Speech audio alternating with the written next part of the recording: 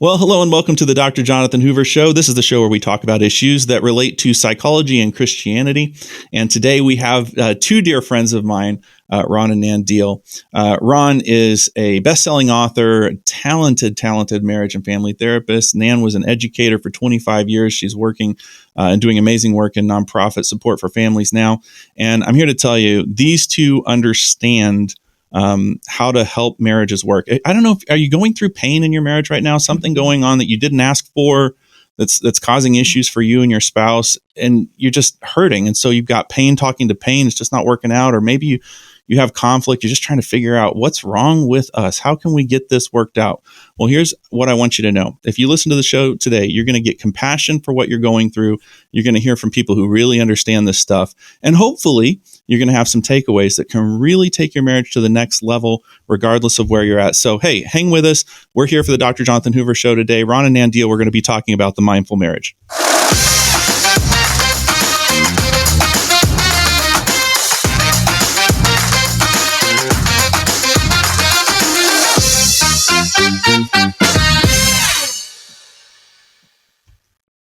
Ron and Nan, so great to have you on the show today. Thanks for having us. Yeah, spectacular, man. You're a good friend. We appreciate the opportunity. And I love your intro music. Yeah, it's good. You're so kind. Thank you so much. No, I love it. I'm a music person, so.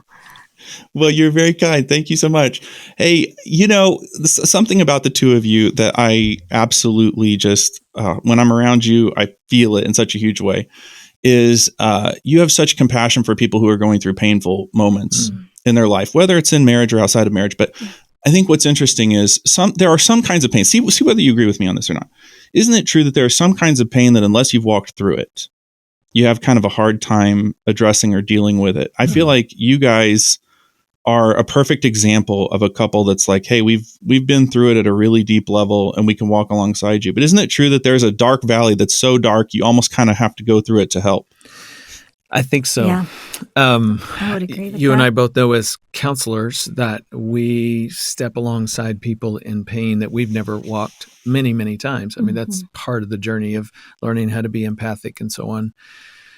But I got to tell you, as a therapist who used to work with parents who had lost a child until I lost mine, I did not understand the depth of their pain or their sadness and sorrow, and I certainly didn't know the intensity of it. And so, yes, unfortunately, there are certain things that unless you've been there, you just can't fully understand. And on the flip side of that, I would say for me, I don't have that therapy background. I'm not a clinician. But when it comes to the loss of a child, I can go there with other parents because I'm living it. I've lived it and I'm living it. And I've been educated by it in a way that I know they need to hear my words, and my words are sometimes it's kind of like when you're speaking a foreign language. I speak their dialect. Yeah. And I've never felt confident in other areas of walking hard things, but this one, it's like, we want someone who's authentic and knows what they're talking about when you step into that with them. Yeah. So I would agree. Man, I don't think I've ever heard it put that way, but I love that. Pain as an educator, because we so often look at pain as just a negative across the board. Right. But the truth is, pain does educate us. We learn some things. Oh, yeah. And parents who are watching this, and there will be parents who watch this who have lost a child, and you learn something through that. Right. And others, even sometimes when others try to comfort you and they try to speak to you about your loss, sometimes you kind of get that impression, you haven't learned what I've learned. Right. Like, you'll know it if you walk through it, but you haven't been there yet. Right. I mean, I just would be interested in, as we kind of, because you've got this great new book coming out, which I'm so excited about, y'all. If you want to take your marriage to the next level, regardless of whether it's, good, bad, or ugly, in a great place or a place where you're trying to work on it, this book's going to help. It's going to help in a huge way. Yeah. But this book has in it this authentic, genuine, gut level, just connection from that place of pain that the two of you lived through. Could you tell us a little bit about, I hate taking you back to what was a very difficult season of your life, but can you tell us a little bit about what that pain was and then how it shaped your marriage and kind of as part of this project that you're part of right now? We have learned that all relationships come down to two basic things, love and trust. If I don't feel loved by Nan, if I don't feel lovable as a person, then I don't really know who I am. So identity is wrapped up in this idea of love. Trust has to do with emotional safety. If I can trust her to be faithful to me, if she can trust me to keep my promises and do what I said I'd do on our wedding day and every day since, then she feels emotionally safe with me. So anytime there are moments where we feel like one of those two things is in jeopardy, we experience pain. And out of that pain, we tend to react. So go back to 2007, we hit a wall. Wait a minute. Let's go before that. Even before that. I mean, I think Ron and I had no idea the baggage we were dragging in to the marriage. And it was just bags that were around for a long time before kind of a bottom drops out in 2007. I mean, we literally brought in bags that we really weren't willing to look at or unpack. And I think we'd left them, so to speak, in the closet for a while, but they were there. Yeah, they were. And that's 39 years ago. Yeah. When we first got married. And so that's going all the way back to the beginning. We're going all the way back. There's layers of pain. And, as you're newly married and you're thinking, but wait a minute, love will conquer all. Yeah. And here we are. We've left our families and it's all great and sunshine and roses. And it wasn't until 2007 when it was just, I just think a lot of that baggage kind of came to the forefront. And that's a good way of putting it. It caught up to us, maybe is the way to say it. We didn't have that moment where, somebody had an affair and, this moment of crisis. No, it was a slow boil, as we like to say. And we finally got to that place where, well, actually it was her. And, she said, I can't live like this anymore. It's you, me, somebody's got to go, something's got to change. And that was a total crisis point for us in 2007 that led us down a journey that we're still on today 2009, our son dies. So it was God's provision, we say now, that we had the marital crisis because we got connected to a counselor who is now intimately involved in this book project. And he was by our side when our son died. So he just stepped in and kept going. And so there was a new thing that obviously we had to, and then even after that, like some of the old junk rose up on a spiritual level and became a really point of contention. And it's all related to pain. Yeah. The pain of, am I loved and lovable? And am I safe? Not just in our marriage, but with God. Because ultimately, that's what we're all asking. Am I safe with God? I mean, Jonathan, really, this is at the heart of a lot of our walk and our issues. People, whether they believe in God or not, like, how can I trust that? Or how can I trust in that? That's a safety issue. Am I loved? I'm too messy for God to love me. That's a shame issue that gets in the way of us having a love relationship with him. Like we get this, like it's vertical and it's horizontal. And for us, it all sort of hit hard at a couple of moments in our life, but the underlying pain stories have always been there. Yeah. So tell me, how did the pain of losing a child interact with some challenges that were already happening? It's clear that you'd already had a couple of years of trying to sort through how do we have the marriage we want, and then having this earth-shattering thing happen to you. For the listeners who are watching or listening online, this was a shocking occurrence. It wasn't something you had a long time to prepare for, that you lost your 12-year-old son. So how did that, because there's always pain that we don't ask for. Now, this is pain at a whole other level, but there's always things that happen to us that are outside stressors. How did that interact with the journey you were already on to deal with these challenges? For me, if I look back on, when we talk about the book and we talk about the 4 coping styles, I go back to those coping styles and I'm like, wow, I've been doing those since day one. I have pain of abandonment in my family of origin story. I have pain of abandonment of Ron in our marriage. There's a season there where he is building his ministry and building his kingdom, so to speak. And I feel abandoned in that. And then really after the death of our son, Connor, I feel abandoned by God. And what I do in my abandonment, from family of origin to Ron to Connor, although Connor, it was like a straw that broke the camel's back, and then it went on massive steroids. It just kind of took a whole nother level. But I always want to blame. I want to blame my circumstances. I want to blame my family. I want to blame him. I want to blame God for this. You didn't answer me the way I wanted you to. I want to shame myself. Man, people don't want to stick around. I guess I'm not worthy of love and sticking around for. I want to control the narrative. I will find ways to do things to get people to do what I need them to do for me. And when those don't work, let me tell you, I'm going to escape in whatever form that takes for me. I'm going to numb the pain or escape the pain. And literally with Connor, it was a pain like none other. It was the dark night of the soul. There's abandonment in childhood. There's abandonment in my marriage, but there was no way to escape it. And the pain was so intense that it was like, and honestly, I became the defender of my heart and of my life. But I'd been doing that for so long. It just I had to up the ante. And that's what I would say for me. But I'd been doing that for a long, long time. It just kind of took on another level of performance, so to speak. So the fight and flight reactivity in all of us takes 4 basic forms: blame, shame, control, and escape. And some of us are 1 or 2 of those. Nan calls herself an overachiever. She does all 4.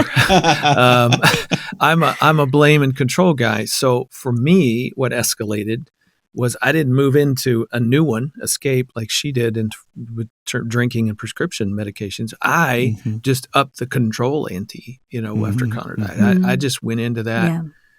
I'm going to manage with the world and my other 2 children and make sure nothing ever happens to them. And, just sort of that. And at the same time, I was having that crisis of identity to say, wow, back to grief as an educator. I don't control anything. I've spent my whole life trying to, and I want to. That's still my default, but I'm small. Death taught me I am incredibly, incredibly small. And so you're having this, can I trust God? Back to the same 2 issues. Am I loved by God? Is he really there? And can I trust him? And man, all of that gets played out in whatever the pain narrative is, whether it's a relational pain, a family of origin pain, something going on with your work or circumstances, or a massive loss like losing a child. And it's interesting too, because when we talk about things like blaming and shaming and control, even escape, they're kind of crusty behaviors.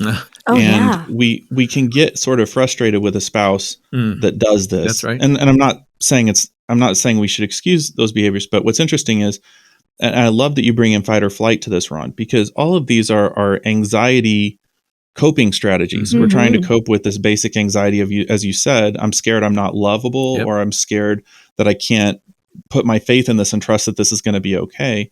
And in a broken world, it's difficult to trust because there are moments when things work out and moments when things don't work out. Right. But I do think, hopefully, for someone watching this, and this was a big thing for Wendy and I in our marriage when we were going through such a difficult time in the early years, is if we can get past the crusty behavior and get to the squishy marshmallow center of what's causing this, sometimes it can really help us not have as much resentment toward the other person, to realize I can think of them as, blamer or shamer or whatever, but the truth is they're just a very anxious person. They're controlling behavior.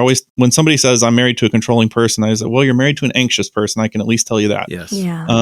And so I do think it's lovely, Ron, that you bring out here, and Nan as well, that there is this sort of very vulnerable emotion at the center of all of this, of wanting to believe something good about the relationship and being anxious that we can't believe it, and then that sort of leading to some kind of really maladaptive behaviors. The first half of our book can be summarized by James chapter 4, verse 2. What causes quarrels and fights among you? James says, well, you desire, but you don't have, so you murder. Okay, let's break that down. You desire, you want something. I want good usness. I want a healthy marriage. I want her to love me. I want to love her. I want to serve her. Like, listen, everybody listening right now, has good intentions most of your life. You will go into church and go, yes, I need to be more humble. I need to be more kind and giving to my spouse and my kids and my family. We all have those good intentions. When we're good, we're really good people. And yet, when we don't have, according to James, you desire, but you don't have, that creates pain. My desire is not being fulfilled. I have pain. Something's not right. And what do we do with that? So you murder. That's a euphemism. It's hyperbole for you do something extreme in order to try to get what you're looking for. Blame, shame, control, and escape are all tactics to deal with pain and try to make it go away, and ultimately to try to get the desire that's behind the pain in the first place. So I will get controlling with Nan and try to control how she thinks about me in order for her to be happy with us. Because what I really want, my desire, is a good us. But when that's not happening for whatever reason, then I go into control mode. Well, clearly, the murder, as James puts it, makes things worse, not better.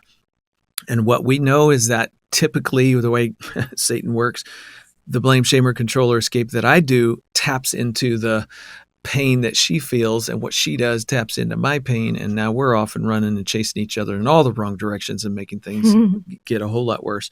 That's the first half. And that's the first half of James, by the way. The rest of that chapter, he goes into, so what do you do about it? Well, number one, you got to get your desires in a better place. We won't go through all of it, but getting humble about who you are and your need for God is part of the process. And we've come to see that humility stops looking at the speck in the other person's eye and starts really taking serious inventory over the log in my eye. What is it? Where does it come from? Why do I do it? What are my habits when I feel this pain? And how do I get self-control in those bad moments? When I'm good, I'm good. We're wonderful people. But when we're bad, we're really bad. And that's where we need self-control. Well, and it's in line with what the Apostle Paul told us, right? Because he said that we're each to focus on our own work. And, I grew up with a sibling that was just a little less than 2 years younger than me.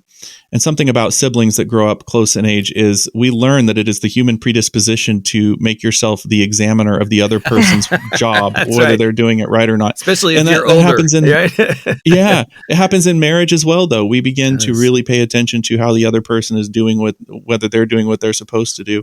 The prototypical example of this that will walk into my office, and Ron, you may see this as well, is I'll have a guy walk into my office and be like, hey, I want my wife to come in and talk with me. I want my wife to come in with me to talk to you, but I wanted to talk to you ahead of time because she really has issues with submitting to me. And I get this whole big long, spiel about biblical family life, which in this case will be some major caricature of what Scripture says that this person's presenting to me. So they want me to buy into and then fix the other person. You ever have somebody drop their spouse off at your doorstep, Ron, and be like, fix them? Absolutely.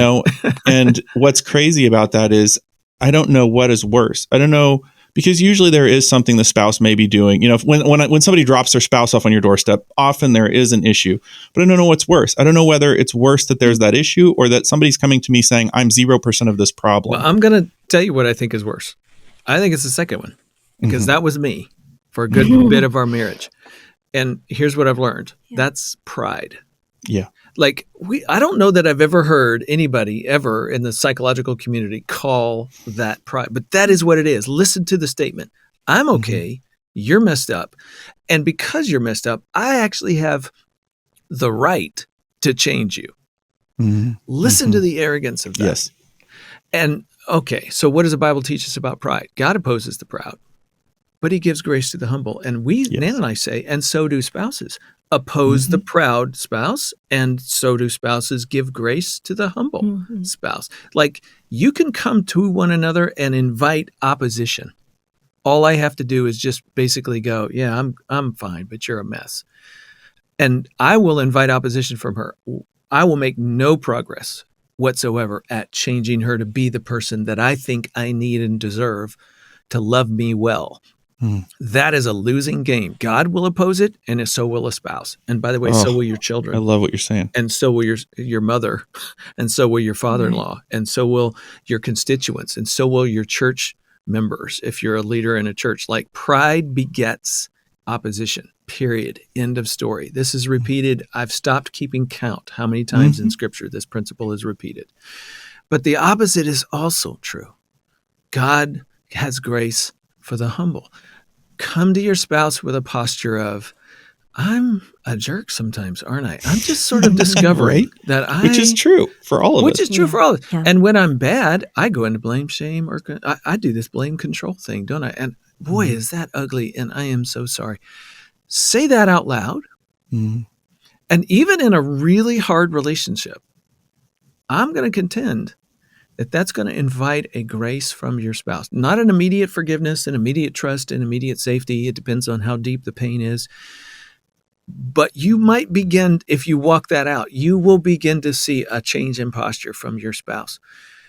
I have far more control over me and management over me. And when I bring the best of me to an already stressed relationship, I am already moving it in the right direction, even without the express motivation and involvement of the other person. That's powerful. And such a huge key to intimacy. You know, one of the things that couples will tell me coming into my office is that the emotional bond, the sticky isn't there in the relationship holding the two of them together. You know, the physical, emotional intimacy, all of it, the like special connection just isn't quite there as much. And one of the things that I love about what you're saying, because I think, and I want you to check me on this, Ron and Nan, see if I'm too far off base. I think this pride issue causes us to slip in and out of the role that we're supposed to play, because I feel like God has called us to be teammates. But I feel like when we get lifted up in pride, we start to play the role of the coach. You know, we start to talk down to the other person. A parent. And we don't get intimate with coaches. That's just the way life works. Right, and right. I think one of the challenges is I'll work with a wife who's coaching her husband and there's no bond, or a husband that's coaching his wife and there's no bond. And the reason is because that's not the function that a spouse is supposed to play. We need coaches in life, but being married to your coach, I don't think it works. I think for me, pride manifested itself. My pride, I was blinded to my pride. First of all, I felt like Ron had cornered the market on pride. So it's like, yeah, I'm not prideful. He is. Believe me. But when we started fleshing out these things and his inadequacy, he would talk about, would come up for years. I didn't want to see that. I saw it as, no, that's your overworking. I didn't see it as his pain. I was so blinded to his pain and what he did in his pain, because what he did in his pain then affected me. And so in my pride, I was just blinded to the fact that it was a pain for him.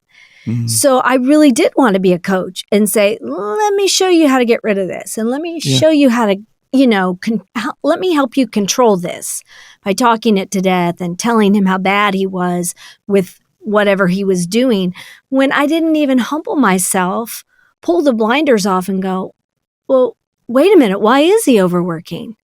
It's being driven by some pain there. But I was so blinded to it. So it blinded me to that, to your point, that connection of intimacy. Yeah, the brains and the guts behind our book, The Mindful Marriage, is Dr. Terry Hargrave, who just retired from Fuller Theological Seminary, taught PhD students for 35 years how to do marriage and family therapy, and has created restoration therapy, which any of your listeners who are really interested in ought to look it up. That's the guts behind this book, The Mindful Marriage. We partnered with he and Sharon to write this. His word is even more stunning than the word coach. It's parent. That we parent our spouse in pride. We say, I'm okay, you're not. I'm going to help you be a better adult. Quit acting like a baby. Let me help you grow up. Think about that for a second. Now, who wants to make love to their parent? Right. That ought to elicit something visceral in you where you go, oh, yuck. Exactly. That is going to kill the bond, as you just said, in a husband-wife relationship. We've got to stop being parents to one another. And also, by the way, there's a flip side of this, which is really crazy. is that most of us spend our entire marriage inviting our spouse to be a parent to us. Mm-hmm. Yeah. Mm-hmm. I'm feeling unloved right now. What I need you to do is love me better than you are. So I'm going to tell you what to do, number one. And then number two, I'm going to expect you to do it. And I'm not going to act like an adult until you parent me Fulfill better. that wish. Mm-hmm. Control rebellion. The more I try to exhibit control without relationship, I'm going to get rebellion from you. And yeah, it's craziness. That balanced dynamic. It's craziness. Right. And yet we do it. What we need to do is grow up and be a partner. Each of us needs to manage ourselves. Subtitle of this book, Create Your Best Relationship Through Understanding and Managing Yourself, not your spouse. And that word understanding is so hugely important. Ron, you'd appreciate this because you're a researcher from way back. When I was doing my grad work, I had, 10 years of intake forms, long intake forms from couples. And I wanted to find a way to do a sort of qualitative factor analysis, boil it down to the simplest terms of what couples were coming in to see me. I wanted to get it down to 5 categories because I thought that would make a good ebook. It came down to 2, which doesn't even make a good pamphlet. And it basically boiled down to, I either feel not valued or I don't feel understood. And sometimes both.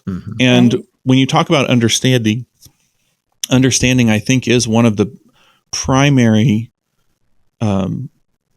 functions of humility. Humility, it has as its core understanding I could be wrong, and there's just something I don't know about this. So many conflicts that Wendy and I would have had in early years of our marriage that would have never gotten resolved, we learned eventually to resolve by assuming there must be something I just don't get here yet. Like, it would have taken us to that conflict place, but we started to learn to say there's a pixel in the screen that hasn't been lit up yet. And as soon as it is, I'll probably get this a lot better.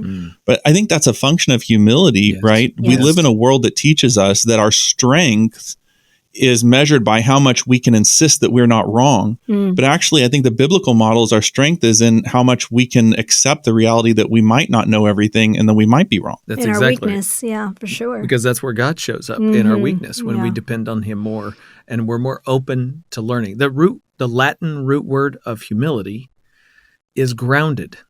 To be humble is to get grounded, to be aware of yourself, to know what you're good at, what you're not good at, what you're doing wrong, what you're doing well. Get grounded about who you are, and then you're in a better position of receiving or giving or taking or whatever is required at that point. But as long as you're thinking more highly of yourself than you ought, now doesn't that sound like scripture somewhere? That sounds very familiar. Chapter 2, I think, like Christ, don't think of yourselves more highly than you thought. Get grounded about who you are, and then you have something to offer the other person. Matthew 7, quit focusing on the speck in the other person's eye. Instead, deal with the log in your eye. Why? Because when you deal with the log first, then you become an asset to help the other deal with their speck. You're now their partner, their companion, their helper, their lover, their friend, rather than their parent. Yeah. It totally changes that dynamic. Well, I'm interested in, so I think people will be listening to this show. Some people will be like I am right now. I'm learning so much from you. Wendy and I have a marriage that's in a really good place, but there could be somebody listening to this that's like, I'm exhausted with where my marriage is right now. Tried lots of stuff, done everything that I feel like I can, and I'm so tired, and it just feels like so much work to try to make this any better. What kind of advice or feedback would you give to someone about continuing to try, maybe reading a resource like yours? Just what does it take to get the energy that it takes to try again and to keep working on this? First I want to say to those listening that are really in a hard place, I'm sorry. Yeah. And we have been there, done that. I really am sorry. And I get it. And that can be a very lonely, isolating place to be in. And first and foremost, I would say, if you can find another mentor couple that you can be truly honest with and say, or a mentor, it doesn't have to be a couple. It could be just a mentor in your life to say, I need you to come alongside me right now and pray for me before I start anything new or go to a counselor or seek, because I'm really at the end and I'm exhausted and I'm just needing some support and some help. to be seen, to feel like somebody's in your corner. And it might not be your spouse at this point because there is so much that's gone on. And so I would say, first and foremost, give yourself a little fuel so that you can then pick up something new. That's good. Just to have somebody praying for you and meeting with you and just eyes on it to encourage you. Don't go it alone. I think isolation is not a good thing.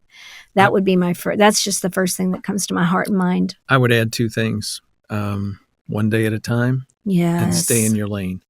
Yes. After Connor died, I learned, I used to say, one of my before and afters with Connor's death was, before Connor died, I prayed, give us this day our daily bread. And I had no emotional connection to that whatsoever because I grew up with lots of bread and a cupboard full of bread. And I didn't even know what that means. Daily bread? Yeah. What is that? And then after he died, I discovered, I don't even know how to breathe anymore. I don't see the future. I don't understand life. I don't want to do anything. Yeah, that's give me the breath for the next moment. And the one day at a time thing becomes, how do I just get through the next moment? What's the next right thing to do? That's a mentality when you're really in a deep, deep, dark hole to help you figure out what to do next. So hang on to that. The second thing is, so one day at a time and stay in your lane. Stay in your lane is, so what do I do with me? Yeah. Because all of us in those moments of when our marriage gets to a hard place, there's been a lot there. You can't unpack it in a second or a day or a minute or whatever. There's a lot, but you can start by really focusing on you and who you are and what you bring to the equation. That doesn't bring instant change. Right. Sometimes it's a really long road. There were seasons of our marriage where she was working and I was just working my kingdom stuff and my pride, and I was not paying attention to her or our usness. But she stayed in her lane. She brought good things to our usness.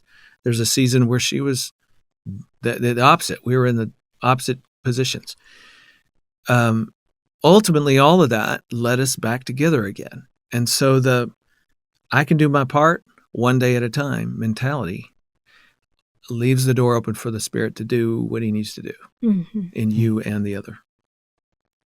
Well, I have loved this conversation. We could have recorded 3 episodes of the podcast doing this because it's such important content.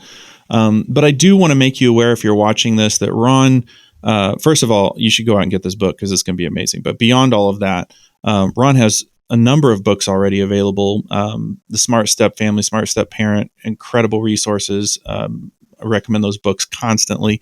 He has a book that I absolutely think every person who is been through a breakup of a relationship, a marriage has ended, and you're considering a new dating relationship, a new marriage, I think everyone should read this book called Dating and the Single Parent. Sounds like a dating guide. It's not.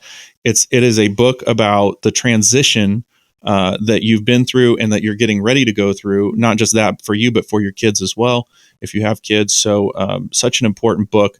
And then, of course, Ron has just created a library of content on family life. And all of it is just so good. But Ron, would you tell listeners how they could get in touch with your content, a little bit about when this new book is coming out and how they can get a hold of that as well? Yeah. So the book just launched as of a week ago. And so it's available wherever books are sold. The Mindful Marriage, it's designed for all couples, actually all people. It's more of a spiritual discipleship book, not just limited to married couples. I say that because most of the body of work that I've spent the last 30 years doing is for blended families. And so if you go to rondeal.org, you'll get access to anything and everything from podcasts that I do, my work with Family Life and overseeing Family Life blended major ministry for Family Life. But we'll get you linked to all the different parts and places where you can get access to all of it. Well, it's not a destination you necessarily want to go to, but if you end up divorced, the TripAdvisor there would say you need Ron Deal to be your tour guide because he will help you through the process of figuring out what your life is going to look like, how you need to interface with other people, and how to see hope in your future and what that's going to look like, and the pieces and parts of that. And it's not just one book. I'm telling you, that's why I said Ron needs to be your tour guide. You're going to find out that Ron's created all kinds of content and can help you through that difficult journey. But Ron and Nan, I cannot recommend this book high enough. My trust level with you guys is so high. You have such an incredible gift for communicating God's truth, but in a way that's very, very research based, and I think is going to be transformative for so many marriages. So thank you so much for being willing to come on the show and talk about the mindful marriage. Thank you so Thank much. you. Yeah, we're honored to be here. Mm-hmm.